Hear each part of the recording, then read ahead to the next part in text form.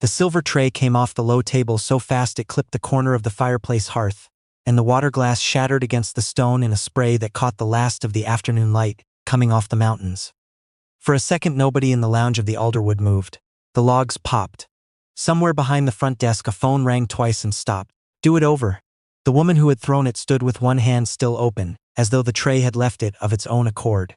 Vivian Marsh was tall and unhurried, dressed in cream cashmere that had cost more than most of the staff made in a month, and she had the particular stillness of a person who had never once had to clean up after herself. She looked at the room attendant crouched near the hearth, not with heat but with the mild interest of someone watching a slow appliance. "I asked for the tea steeped 4 minutes. Not 5, I can taste the difference, even if you can't." The attendant's name tag said D. She was somewhere in her early 40s, hair pinned back under the gray housekeeping band, sleeves rolled to the elbow, and she had been kneeling by the fire, adjusting a screen when the tray came down. She set down the little brass poker. She looked at the broken glass, then at the tea service scattered across the hearthstones, and she did not sigh and she did not flinch, and she did not look for anyone to rescue her. "Of course," she said. "I'll bring a fresh pot." Around the lounge the usual 4 o'clock crowd had gone very quiet. 2 directors from the Calgary office pretended to study their phones. A young couple by the window found something fascinating in the view of Cascade Mountain. A concierge named Renata, standing near the archway with a stack of turn-down cards, had stopped moving entirely, the way people do when they are trying to become furniture. Behind Vivienne, settled deep in one of the leather club chairs, with a glass of rye he had not been charged for, sat Grayson Holt, Director of Operations for the Meridian Reach Group. Front-runner, everyone said, for the managing director's chair that was about to open, the one that would run the entire national expansion. He watched the whole thing over the rim of his glass with the easy half-smile of a man who had spent his whole life being forgiven early. "She's got a good palate," Grayson said to no one and everyone. "Don't take it to heart. She sends things back at the Fairmont, too."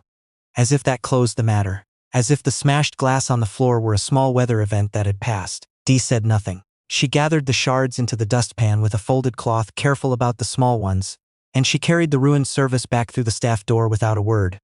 A young man near the coat check, a trainee, 24, 3 weeks into the jobs, still wearing the anxious politeness of someone who has not yet been told he belongs, watched her go. He caught her eye for half a second in the doorway. She gave him nothing back. No anger, no plea, no shared look of grievance, just a level calm, and then the door swung shut.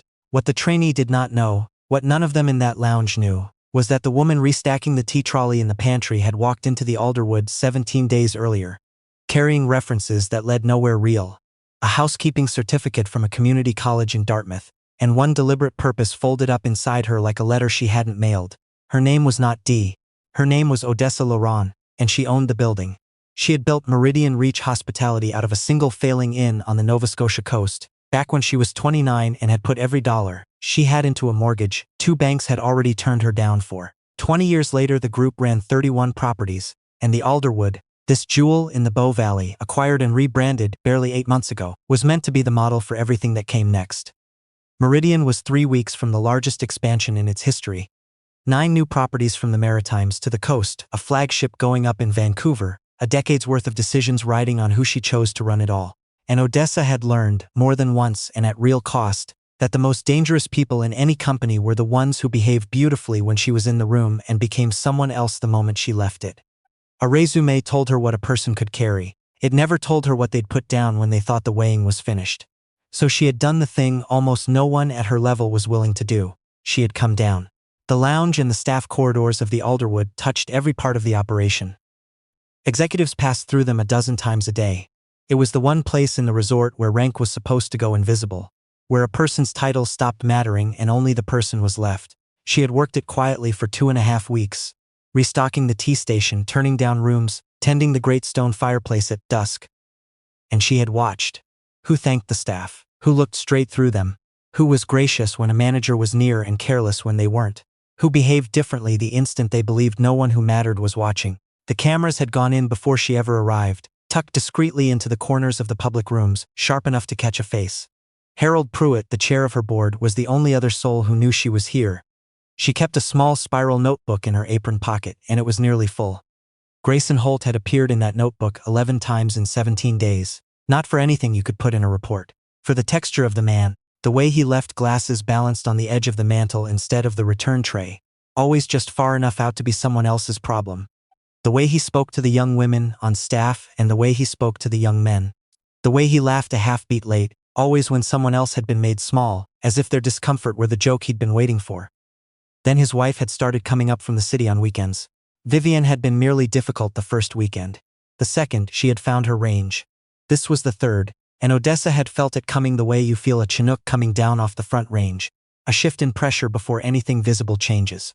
She had seen enough of Vivian now to understand her. Vivian was a woman who mistook an audience for approval. She performed for Grayson. Grayson performed for the room. And the room, full of people with car payments and performance reviews and kids in hockey they couldn't afford to stop paying for, performed going along with it. Odessa carried the fresh pot back out. She steeped it 4 minutes exactly, though it had been correct the first time, and she set it down without a word, and Vivian did not look at her. Near the service door, moving a wide dust mop across the flagstones with the unhurried economy of a man who had done it 10,000 times, was Walter Chartrand, 61.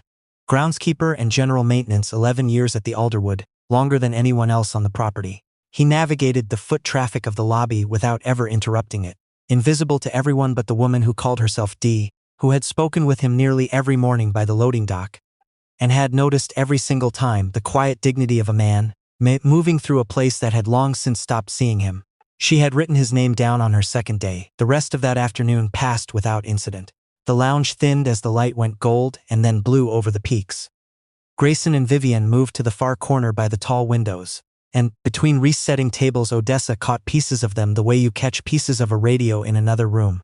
Something about the announcement next week, about the dinner they'd booked in Banff for Friday night, about what Vivian would wear when it was finally official. "It's basically done," Grayson was saying, low but not low enough. "Harold as good as told me. The MD chair, 9 properties. It's mine." Vivian's answer didn't carry, her laugh did.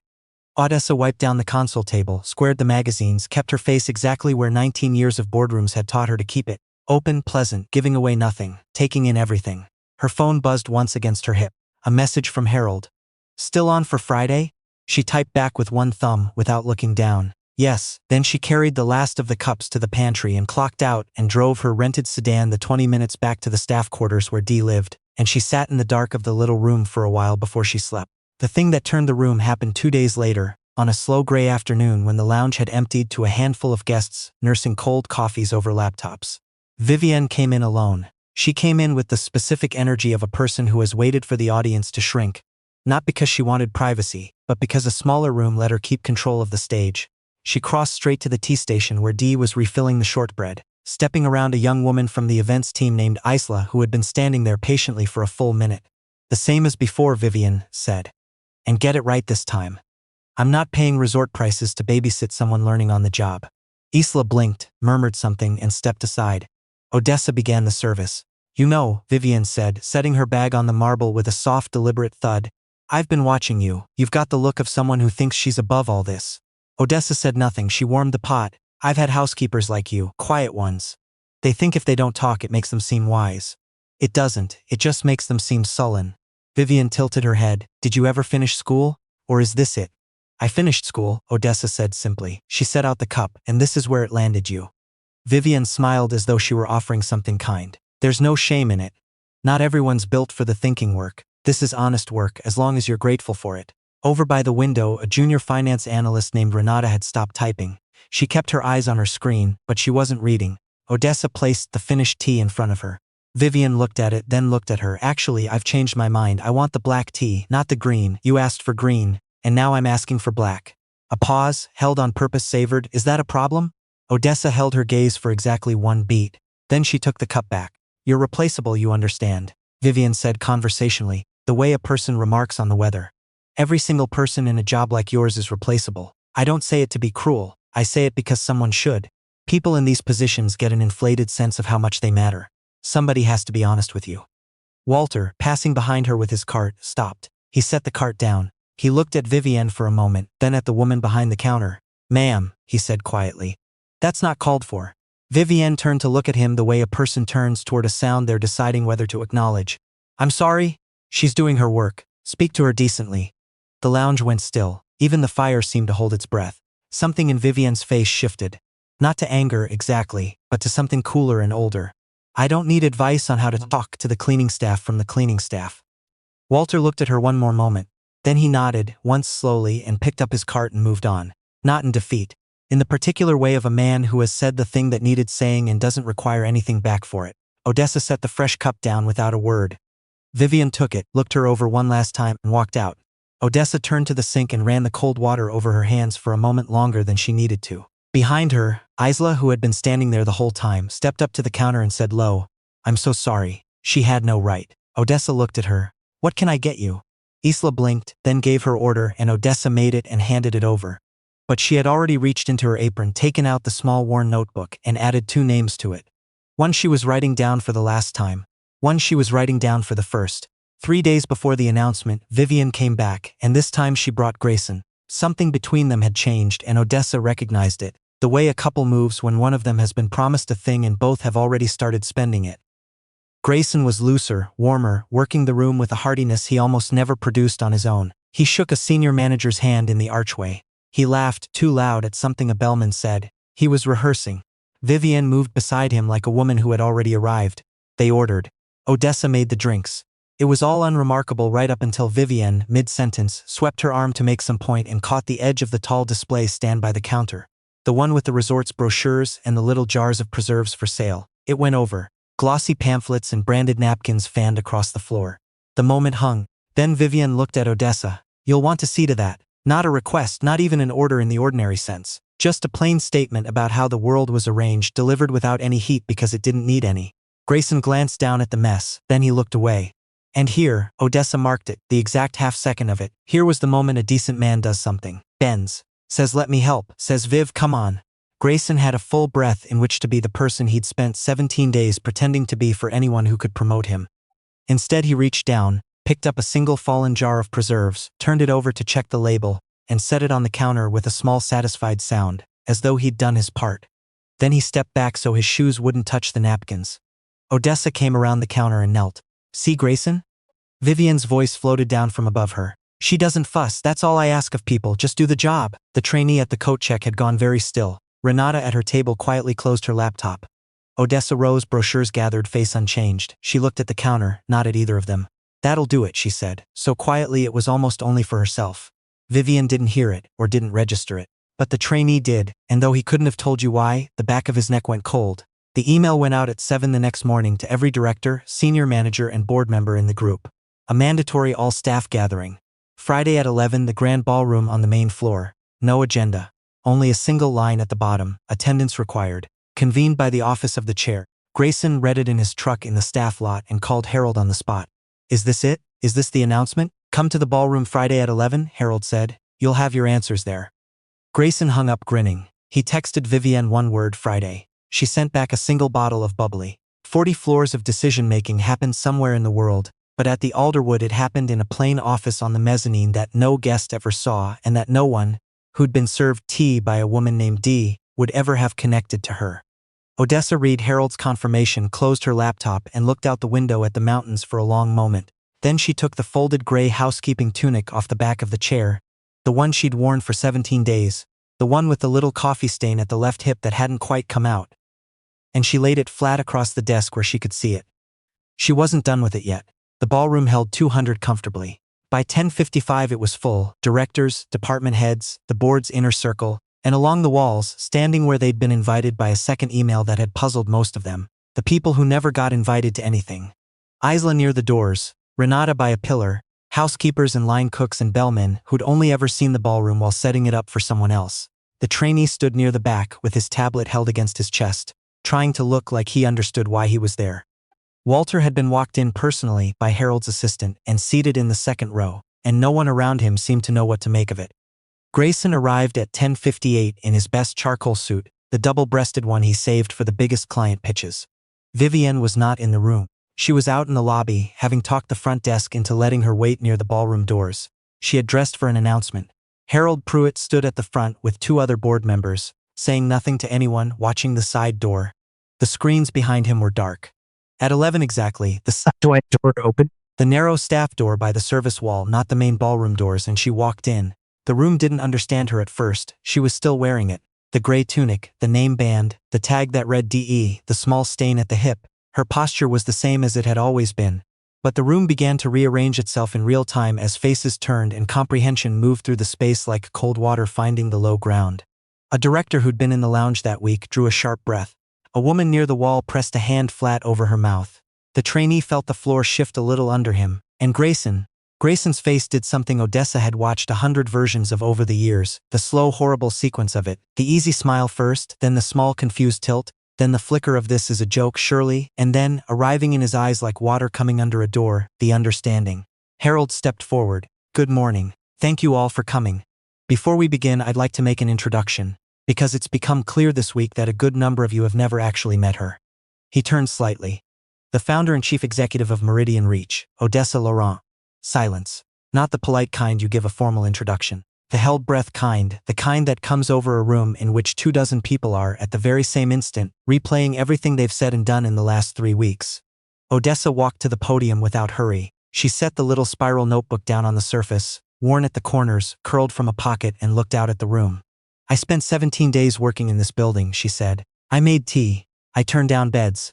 I tended that fire in the lounge every evening, and I watched. She reached forward and pressed the remote. The screens came alive behind her. The footage was clean and time-stamped, shot from the ceiling corners of the public rooms, sharp enough to read a face across a table. The first clip loaded without sound at first, and then the sound came, and the room watched Vivian's second visit play across the wall. Her voice was clear.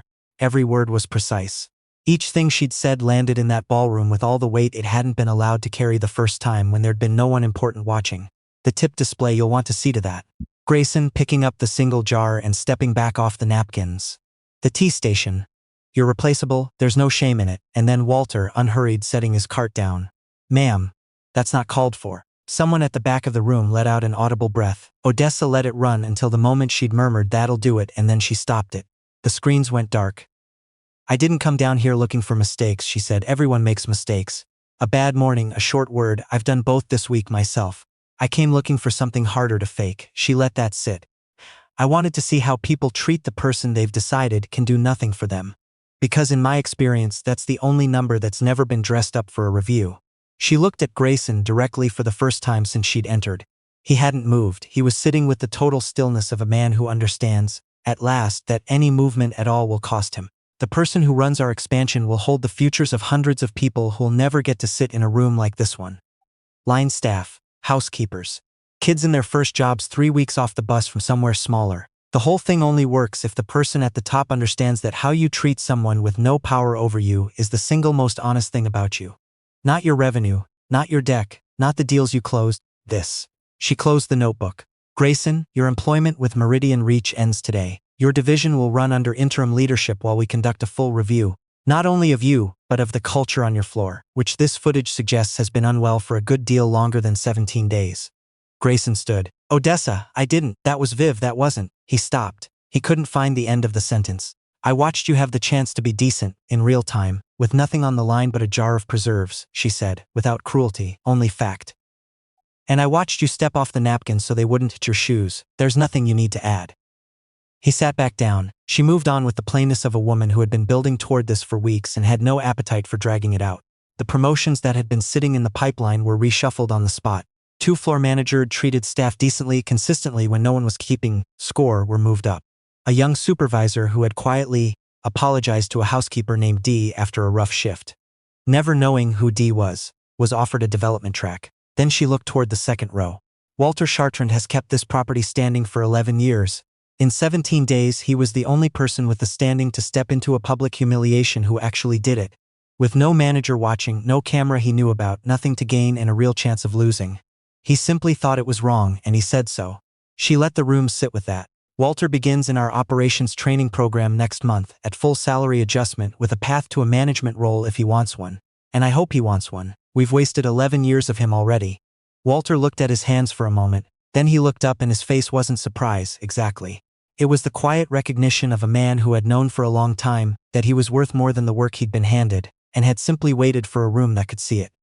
The ballroom emptied slowly, the way rooms do when everyone in them is quietly recalculating something they'd assumed was settled. Some stopped to speak to Harold in low voices. Others walked out, staring straight ahead. Grayson left through the side exit. Odessa did not watch him go. Vivian was gone from the lobby before the meeting formally closed. She'd been standing outside the glass doors when the footage started, and a member of the resort's security team had come out and quietly asked her to leave. She didn't make a scene. Whatever she'd pictured Friday looking like, this hadn't been in the picture. And a person needs a picture to fall back on when the real thing comes apart. She had none for this. The room had nearly cleared when the trainee came back through the doors. He stood at the edge of it, tablet still against his chest, and looked at her with several feelings competing for the front of his face. "Can I ask you something?" Odessa was gathering the notebook from the podium. "Go ahead, why like this?" He hesitated. "You've got every performance file in the company. You could have hired a firm, read the reports, made the call from your office. Why come down and do all that?" Odessa looked at the tunic, still draped over the podium, where she'd set it before she spoke. "Because a file tells me what someone's willing to be measured on," she said. "It doesn't tell me who they are when they think the measuring's done. People stand up straighter in front of power. They pick better words. They remember to say thank you. That version of a person isn't worthless, but it isn't the one I'm handing hundreds of jobs to." She folded the tunic in half, then in half again carefully. "I needed to see who they are with the people they've decided don't count." The trainee was quiet a moment. "And me? I didn't do anything. I refilled the shortbread, I watched." "You looked ashamed," she said. "Every single time. There's a version of this where that means nothing. But you're 24, you're 3 weeks in, and speaking up in that room, in your spot, would have cost you something real." She looked at him carefully. "I watched you choose wrong and hate that you'd chosen it. That tells me you'll choose differently when you've got a little ground to stand on. That's not nothing." He nodded slowly.